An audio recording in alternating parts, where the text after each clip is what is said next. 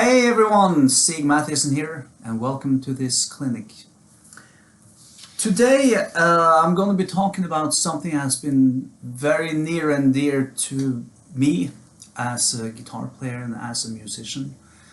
We all know, just to preface the whole class, we all spent a lot of time over the years. We've wrestled with the instrument. We've worked on our technique, we've learned all the scales, arpeggios, we've learned licks, we've learned styles, we've sat in with bands, we tried to become a better improviser. And if you just work hard at it, you will become a great musician. But I think that the last piece of the puzzle to truly becoming a great improviser is when you start considering aspects that has to do with storytelling. And we all want to become great storytellers. And I think some of the concepts that you can start focusing on to really give you an edge as a storyteller is when you start understanding the larger aspects, the arc of your entire solo. Instead of thinking of your solo as compartmentalized ideas and sections, you may want to start thinking about your entire solo as one continuous story. There are several ways you can get there, but I think some of the more helpful aspects that I've worked on and that I do work with a lot of my students on is the concept of shape. So when you try to tell a story, there are essentially 5 basic shapes that you can use. And we're going to go through them today. And we're going to work on them with different musical aspects. So, let me see here if I have my papers ready. The first shape that we're going to be talking about is a positive slope. That means that whatever you are, sort of musical concept you are focusing on, you want to start at the lowest intensity level, and throughout your solo, the intensity level gonna increase.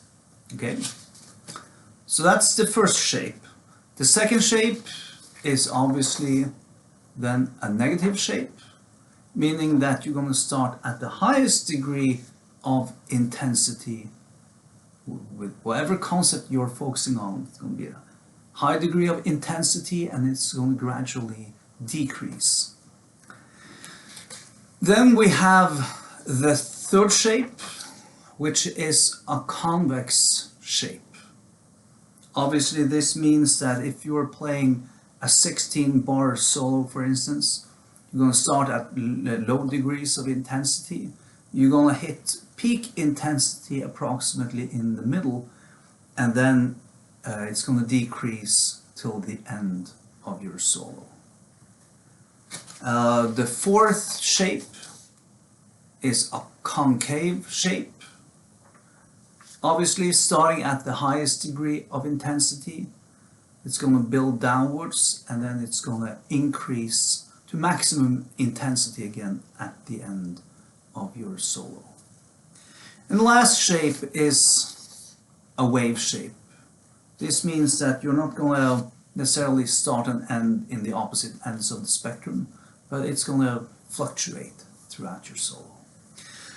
So if we take these 5 shapes, what we now can do is we can filtrate these 5 shapes through 5 musical concepts. And the beautiful thing about this is it frees your mind, your musical mind, from sort of focusing only on technical aspects regarding the instrument. This will sort of put you in a different mindset to where the storytelling aspects to your improvisation becomes the most important things. And it's a very liberating thing. You will see this as when we finish this clinic, that This is a very, very fascinating way to approach music. So, the first musical concept that we're gonna apply these 5 shapes to is register. So, register on guitar obviously means the lowest part of the neck to the highest part of the neck. So if we now think about a positive slope in your solo, that means that your solo may start at the very lowest part of the neck, and as you solo, towards the end of the solo, you may want to end up in the highest region. Okay? If we apply a convex shape, obviously that means that you're going to start the lowest part of the neck. In the middle part of your solo, you're going to be up high, and then you're going to build downwards towards the end of the solo. So that's the first musical concept. The second is obviously dynamics, soft to loud. Again, if you use a positive slope, it means that your solo is going to start out playing as softly as you can, and then you're going to increase the dynamic level towards the end of the solo if you use a positive slope. The next musical concept is content. Simple versus complex content.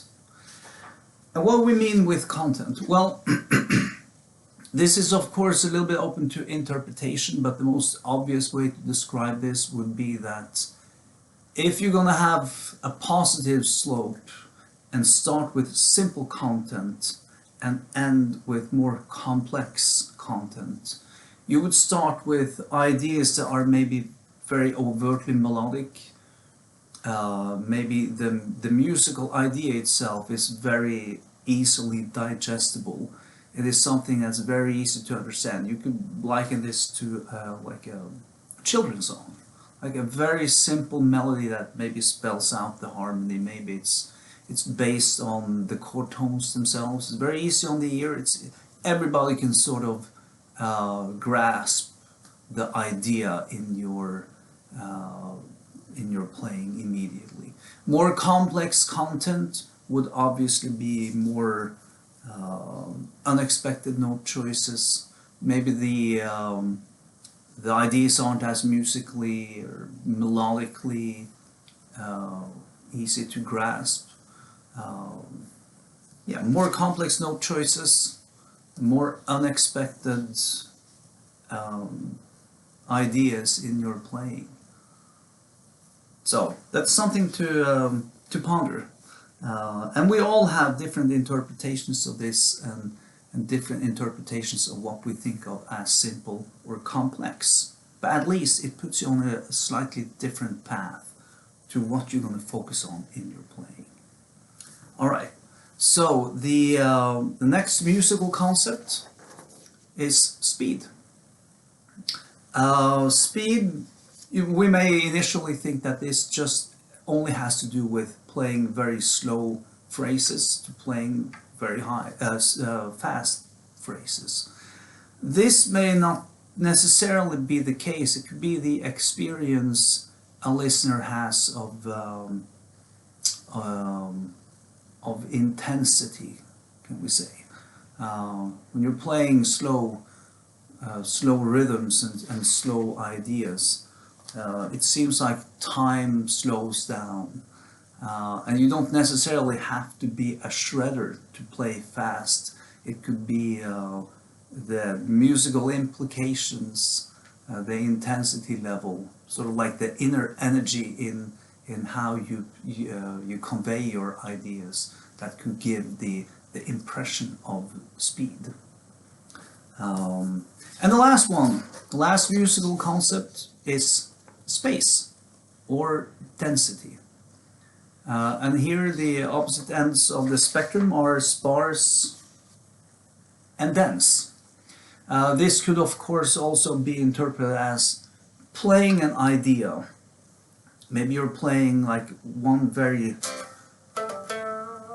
simple idea, and then you leave lots of room. Maybe the idea is 3 notes, and then you stop for like 2 bars. So now you have a tiny little musical idea and lots of space to where the audience can sort of digest the idea and anticipate and expect more things to happen. So you're leaving lots of room for the listener to digest the musical ideas that you're presenting them. Of course, as you tighten the spaces and your musical playing field becomes more dense, it will give the audience a completely different experience listening to you, and they have to engage in a different way compared to when you're leaving lots of room. So the way that you want to go about working on this is, of course, to work on them separately. So you may want to take one of these musical concepts and try to apply one of the 5 shapes and see how you can how it changes the way that you approach your improvisation. Obviously, when you're working on concepts like this, what you'll notice is that you start worrying less about what you're actually playing.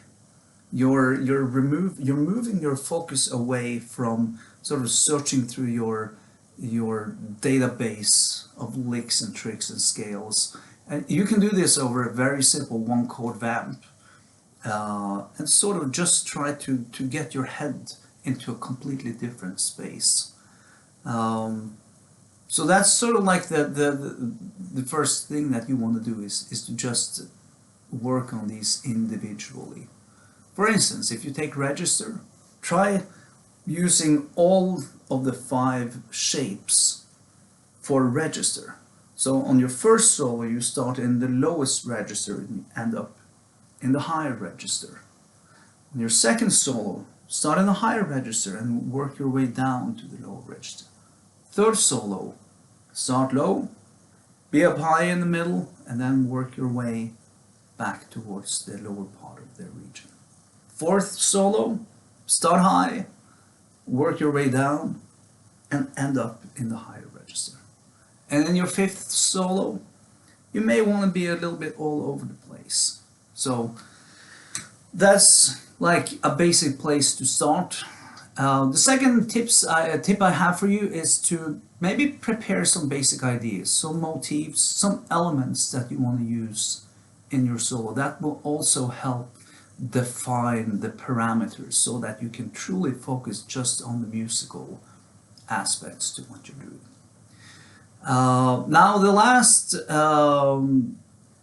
tip I have, which I do myself, and I do this on stage, I do this every time I play, is that I sort of combine all of, or several of these musical concepts, and I take individual concepts in my playing and I may apply different shapes to them throughout a solo that I play. So for instance, here's one thing I noticed that I do very often. I will usually start my solo in the lower part of the neck on the guitar. Okay? So for register, I will usually work my way up to the higher end of the instrument.